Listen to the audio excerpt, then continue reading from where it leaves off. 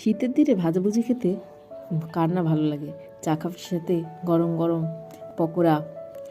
সহজ ও সুস্বাদু রান্না নিয়ে আমি শিরূপা হাজির, আর আমার চ্যানেলে আপনাদের সবাইকে স্বাগত। এখানে নিয়ে নিয়েছি বাঁধাকপি।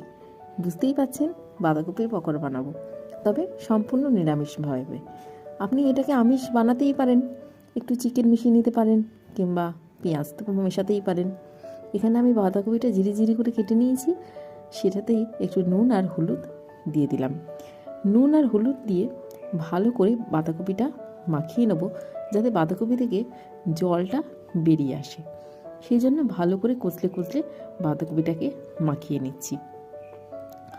বাঁধাকপিটা আগে থেকে সেদ্ধ করে নিতে পারেন, তবে সেই স্বাদটা পাওয়া যায় না। তাই জন্য একটু সময় নিয়ে ঝিরি করে কেটে নুন হলুদ দিয়ে এরকমভাবে কচলে নিলে জলটা বেরিয়ে আসে, আর